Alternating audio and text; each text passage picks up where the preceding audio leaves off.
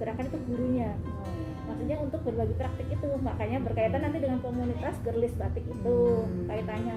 Nah terus harapan saya di komunitas itu masing-masing guru atau teman-teman itu apa yang sudah diadakan pembelajaran di kelas dibikin laporannya, kita sharing di situ gitu. Jadi kegunaannya juga kan guru-guru bisa bikin artikel buat pengembangan dirinya gitu ya, terus bisa berbagi apa ilmunya, pengetahuannya sama teman. Nah ternyata apa kalau ini berjalan berkaitan juga dengan diferensiasi itu. Ya, ternyata nyambung. Pembelajaran berdiferensiasi itu. Pembelajaran berdiferensiasi begitu saya tanya, oh ini nyambung juga nih kebetulan nih gitu kan. Jadi apa sih garis lurus lah ya ibaratnya. Hanya pelaksanaannya actionnya belum sesuai dengan harapan ya nih. Tapi kalau secara informal artinya kita ngobrol diskusi itu sudah konsepnya juga sudah ada ya Bu ya. Sudah saya sampaikan ke sebagian belum semuanya ya. Artinya itu tadi saya punya misi inilah ibaratnya seperti itu sudah mulai. Nah, makanya saya biasakan anak untuk berefleksi. Kalau semester kemarin kan masuk ke GCR ya. Refleksinya udah masing-masing anak kan. Sudah di kantong mereka masing-masing. Nah, semester sekarang itu saya rubah masuk ke Google Drive. Saya bikin kantong portofolio. Nanti anak biar bisa bikin file masing-masing gitu. Nah maksud situ maksudnya biar bisa sharing juga mereka, maksudnya apa bisa berbagi juga di situ gitu pengalamannya. Itu yang saya baru kepikiran sih seperti itu ya, yang aksinya. Ibaratnya kalau ibu sudah bikin komunitas ya, itu sudah ada. Ya, ternyata begitu saya itu apa saya telusuri ya masalah dari jejak pendapat itu awalnya kan. Karena ya. Jadi makanya kenapa komunitas ini ada saya tekankan menulis, karena itu dari pengalaman pribadi saya untuk menulis dan menuangkan perlu banyak waktu.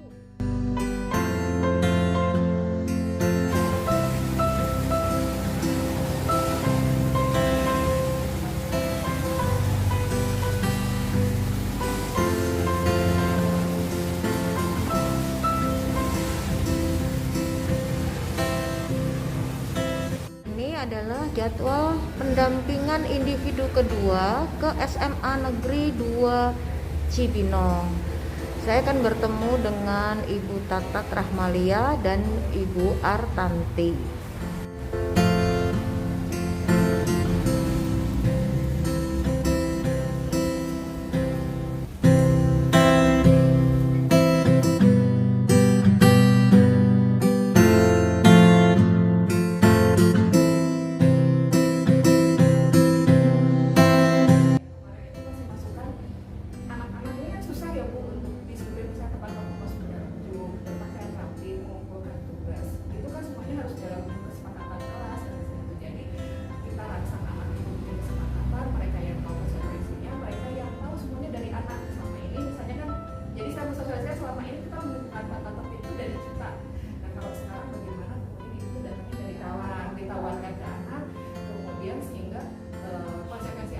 Anak yang harus memunculkan sehingga akhirnya ketika mereka melanggar akhirnya ya kita baikkan lagi ke anak. Kalau bisa ibu spesifikkan misalnya nih itu akan dijadikan komunitas, nah ini merupakan bagian dari program kita ya. Kira-kira mengarah kemana ke komunitas itu? Apakah komunitas terkait dengan pelajaran tadi, apakah komunitas tertentu yang mendukung gitu? Kira-kira arahnya ke komunitasnya seperti apa? Kalau saya sih kalau ke pelajaran mungkin karena saya sih lebih ke bagaimana kemudian saya bisa menularkan ke teman-teman kita itu bagaimana misalnya membentuk anak-anak ini ya mau disiplin gitu, mau disiplin. Kalau saya kan lebih mengejar di tepat ya, tepat waktu, entah tepat waktu masuk ke Zoom, entah tepat waktu misalnya di dalam pengumpulan tugas. Ini kan yang menjadi kendala di PJJ ini ternyata sebagian besar dulu menjadi masalah di sini. Jadi itu kan lebih ke disiplin maksudnya ya. Tapi kalau misalnya berarti ibu yang tadi disampaikan misalnya harus membentuk atau merintis sebuah komunitas yang dasarnya awalnya adalah banyak masalah. Nah kira-kira seperti apa komunitasnya? Karena kita harapkan di dalam program kita itu kan ada komunitas. Kalau saya kan memang dari awal sebelum menjadi penggerak pun komunitas di luar SMA 2 itu kan memang sudah berbagi mengenai hal pengajaran yang saya kenal ya, dan berbagi sharing bagaimana how to teach gitu loh, maksudnya bagaimana cara mengajarkan hal apa gitu tuh. Kalau saya kan mungkin saya lebih cenderung ke situ karena kemarin kebetulan waktu yang 2 minggu di Prancis itu, 3 minggu di Prancis itu saya belajar mengenai pedagogik memang istilahnya. Nah kemudian yang itu kalau saya lebih cenderung mungkin untuk menularkan hal-hal seperti itu. Itu ada ya, kita harus istilahnya gini, kayak misalnya madam ada anak yang pokoknya belajar jam 8 malam karena anak ini ketika di PJJ biasa kan anak ini nggak apa istilahnya nggak APD kan segala dia minta jam 8 yang semua jadi lagi daripada dia nggak masuk sama sekali kan gitu.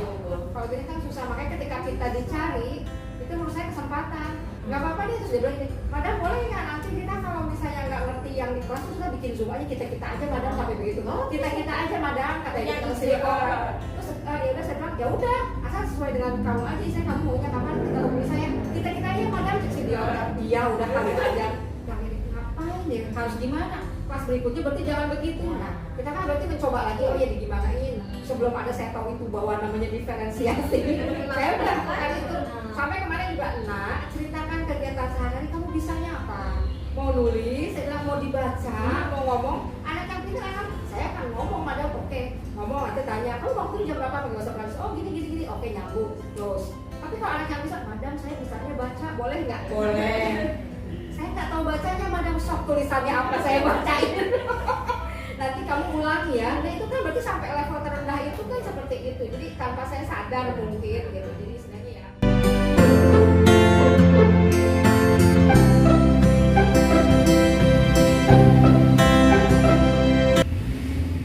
Tentang komunitas praktisi dan disiplin positif. Kami pun mendukung. Ya. Tapi kan di sini ada tim pengembang sekolah. Kultural itu di dalamnya. Jadi ada pengembang teknologi, pedagogi, terus bahasa. Nah, kultural itu pengembang konten. Nah sekarang gini deh, proses yang sudah berjalan selama 1 bulan ini secara singkat saja mengenai praktisi berarti ya. Ya, proses yang sudah berjalan selama 1 bulan terkait dengan komunitas praktisi yang sudah waktu itu sudah kita lakukan ya, dengan yang disiplin positif. Nah mungkin yang komunitas itu boleh yang duluan mana? Kalau disiplin positif saya ngambilnya salah satu budaya yang sudah ada di sekolah, budaya belajar yang saya ambil.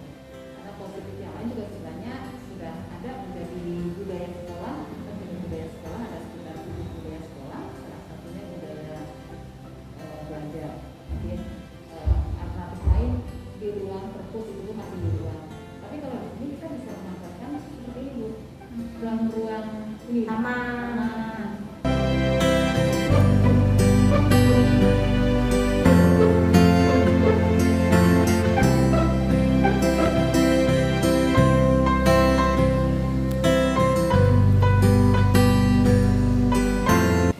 Terus di teras-teras depan kan sama ada ribuan ini kita bisa gunakan untuk belajar.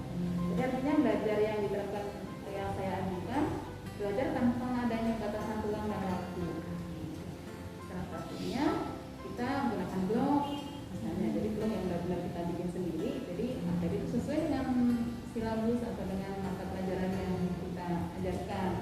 Kalau kita ngambil dari orang kan kadang tidak sesuai gitu ya. Nah, kita bikin blog sendiri. Terus membuat video juga sama video pembelajaran sesuai dengan kebutuhan, satu video bisa 1 kali pertemuan. Jadi tapi itu tujuan menjadi budaya positif, budaya belajar itu bisa dirasakan ya. Ya kalau sekarang iya, apalagi kan memang nggak ada cara lain sekarang kan anak-anak harus menempuh itu gitu ya. Tapi di situ kita juga ada refleksi kita berikan ke anak-anak, jadi kita tanyakan apa yang kesulitan apa yang sudah dipelajari. Kalau mereka menjawab tidak sesuai dengan apa yang tercantum di situ, artinya mereka tidak mengakses gitu ya. Tapi kalau kita tanyakan Tanpa ya aktivitasnya ya. materinya apa, terus kesulitannya apa, materi tentang apa ini, jangan kita utarakan ini materi tentang ini, kita nggak usah menjelaskan itu, dan kita nanti dia untuk Budaya belajar nanti kemudian implementasinya terus disiplin dalam dia belajar itu ya.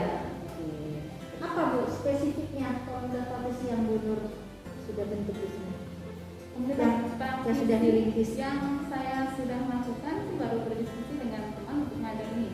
Saya sebagai pembina ekskul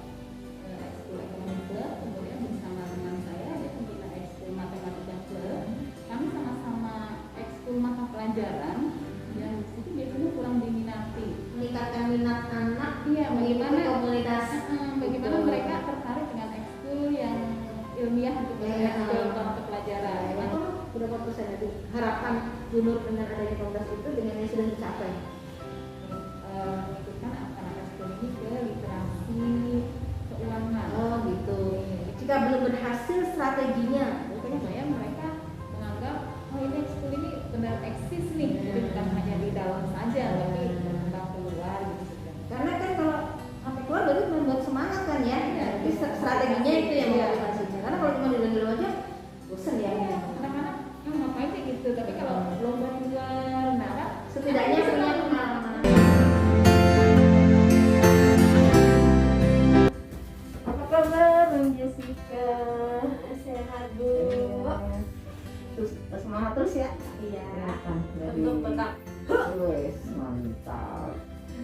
Ya, kita ngobrol-ngobrol hari ini. Mungkin tema utamanya sudah saya sampaikan. Kita akan ngobrol tentang komunitas praktisi dan disiplin positif. Nah, selama sebulan ini apa yang sudah berjalan oleh Mbak Jessica? Mungkin bisa diceritakan secara singkat, boleh secara banyak juga boleh.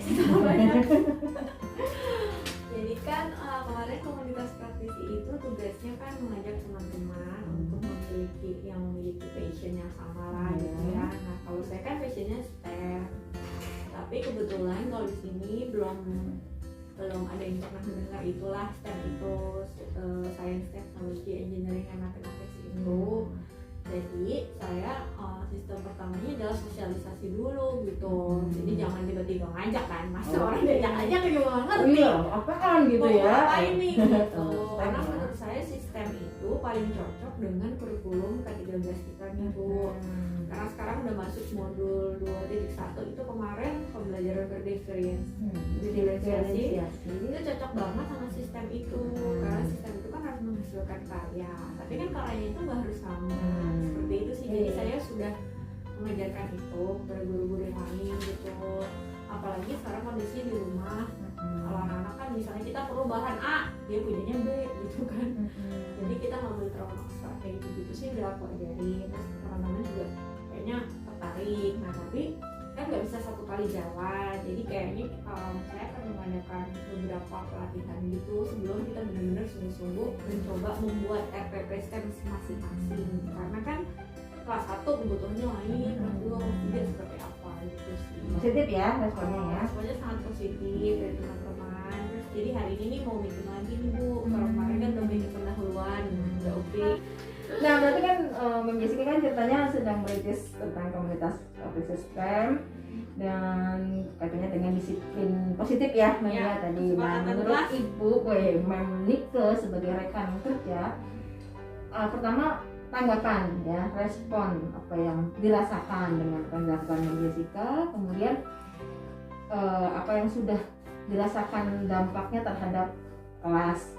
Ya kalau contohnya sih yang kemarin yang tentang kesepakatan kelas itu ya. Ya. Jadi kan aku juga menerapkan juga di kelas gitu. Oke. Ya dikasih tahu nih kita bikin kesepakatan kelas gini. Terus di sounding juga ke murid-murid gitu. Jadi itu kan dua arah ya namanya kesepakatan. Jadi nggak cuma dari murid atau Untuk STEM sendiri selama ini sudah apa memang sudah sama-sama belum tahu STEM Biasanya atau ya. atau bagaimana? Kan ini ceritanya programnya atau merintis kan memang ya Pak Mister ya manggilnya. Mister Hendri kan jadi penggerak ini kan memang ada tahapan di pendampingan 2 dan di Lokakarya kemarin ya. Aksi nyata Lokakarya 2, kemudian saya pendampingan mau menanyakan itu kan memang dalam programnya itu harus membuat atau merintis komunitas praktisi. Saya lihat kan dalam perjalanannya memang sudah terbukti lah. Iya. Sebelum ada Ini pun ya sudah ya, makanya sebelum ada program itu pun sudah memang sudah dasarnya. Iya. Cuman kan ada media ini lebih Lebih terstruktur, lebih terkonsep, tersalurkan gitu ya. juga. Dan apa namanya wadah lah ya, jadi supaya bisa Jadi, lebih positif ya Pasangan, intinya ya. pasangan. Jadi tapi memang memudahkan ya sebetulnya ya Mbak ya kalau memang mengikuti sekarang kan sudah serba digital ya, serba kalau yang nggak bisa ya harus belajar ya. Iya, benar. Ya terima kasih ya Iya. sudah ini berbagi, sudah mensupport Mbak Jessica.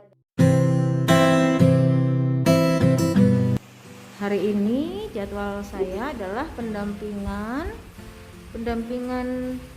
individu kedua di TK Taruna Bangsa Babakan Madang Sentul City.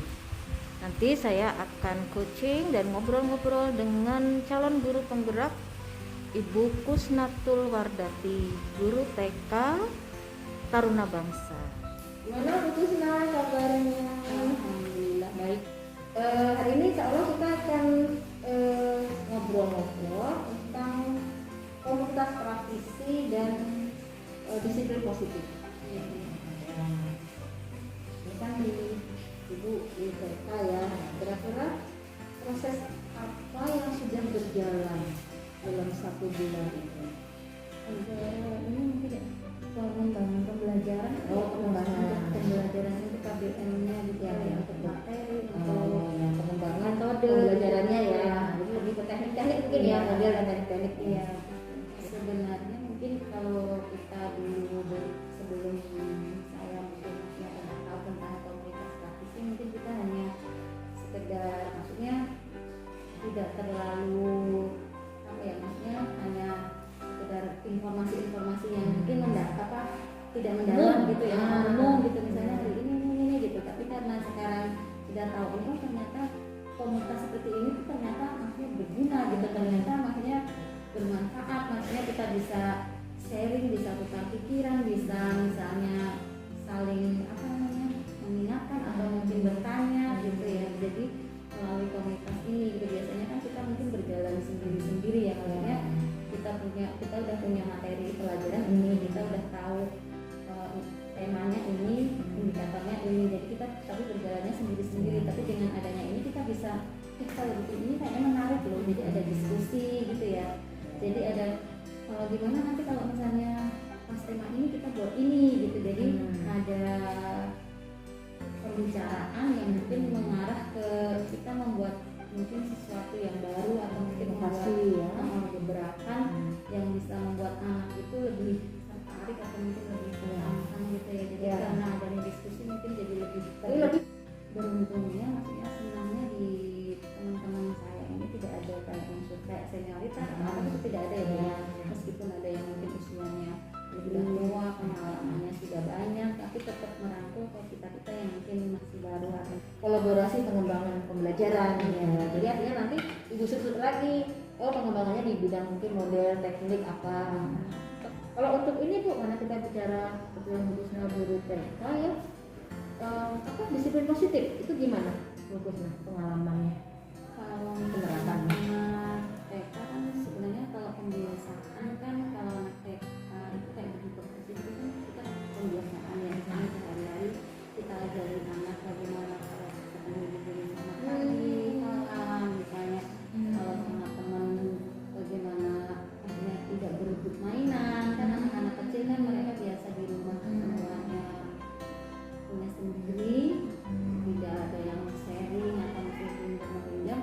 Kalau di sekolah kan harus kita ajarin bagaimana berbagi, maksudnya itu tuh untuk bermainnya untuk bareng-bareng gitu, maksudnya tentang sosial emosional, terus kebiasaan baik kayak misalnya berdoa sebelum makan, misalnya cuci tangan, misalnya mau apa bilang dengan baik-baik, misalnya tolong, sopan, terima kasih gitu. Karena sekarang anak-anak di rumah, jadi kita semua membagikan lembaran itu untuk orang tua, jadi yang mengamati biasanya kan kita selalu amati setiap hari sekolah ya, di sekolah kan ada lembar gitu, makanya anak ini apakah sudah berkembang di sini, apakah sudah bisa misalnya, apakah dia sudah mau menyapa, apakah dia sudah baik sama temannya, apakah dia ini kan biasanya ada caranya. Cuma karena sekarang pengobatan di rumah ya,